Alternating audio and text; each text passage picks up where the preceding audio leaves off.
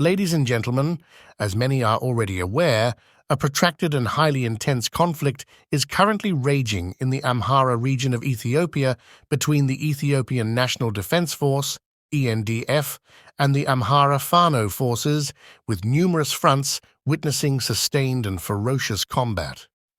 The theater of war in this region has witnessed the mass deployment of ENDF troops across multiple cities, marking a pivotal moment in the conflict's progression.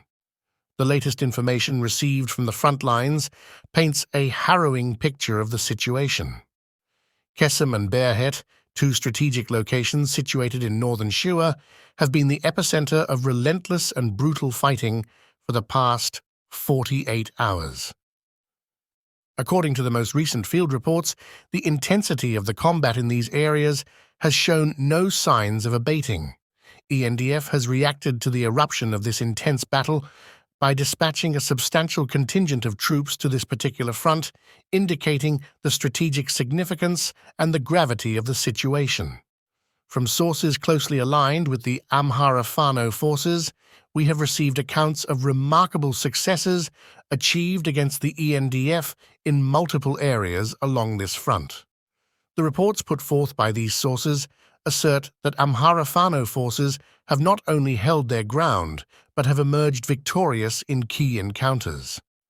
It is stated that these forces managed to incapacitate an NDF tank, destroy several military trucks, and seize a Zu-23 anti-aircraft gun from their adversary.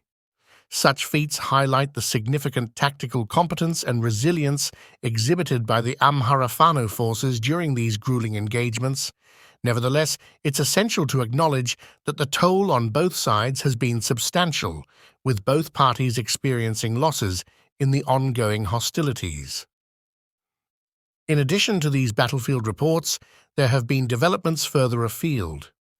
Reports have emerged concerning an incident on the route from Debretabor to Bahir Dar, where a group of robbers operating in the forest, commonly known as Alam Saga, were confronted, subdued, and their activities were decisively terminated by Fano forces.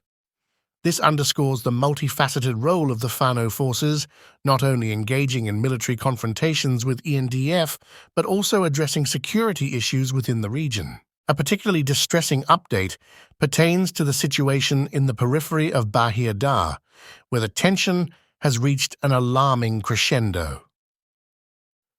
As Amhara Fano forces encroach upon the city, reports suggest that ENDF has resorted to launching rockets and deploying other heavy weaponry, targeting civilian residences in areas such as Mota and its vicinity. This egregious act poses an imminent and severe threat to the lives and well-being of the local population.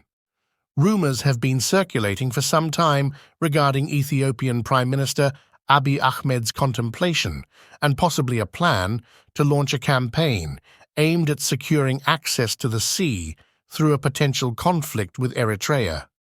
Today, a video clip featuring the Prime Minister discussing this matter has surfaced on social media, adding more fuel to these speculations. In the video, Shimelis Abdissa, the president of the Oromia region, addresses his party members in the Oromia language, expressing his vision that the ethnic Oromo religious festival, Irisha, will one day be celebrated in the Red Sea region. This latest development makes it abundantly clear that those in positions of power within Ethiopia are actively considering Eritrea in their strategic thinking.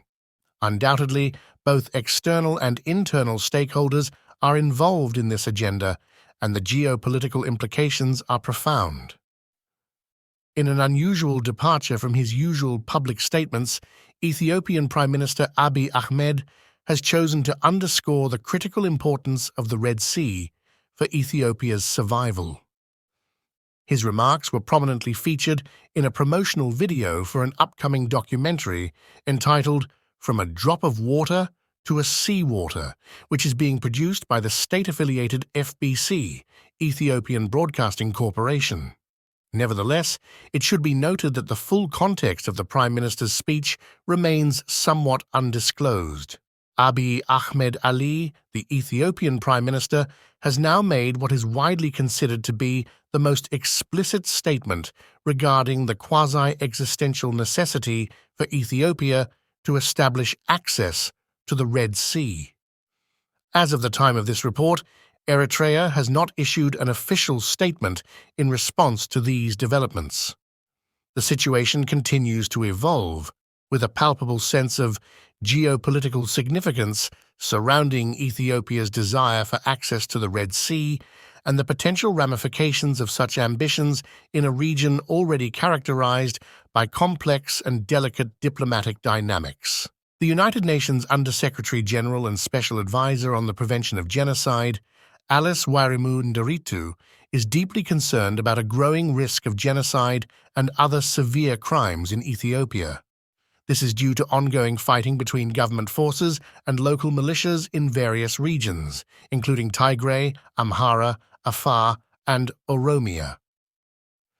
Special Advisor Wairimu Nderitu has highlighted the distressing reports emerging from Ethiopia which indicate a need for urgent action.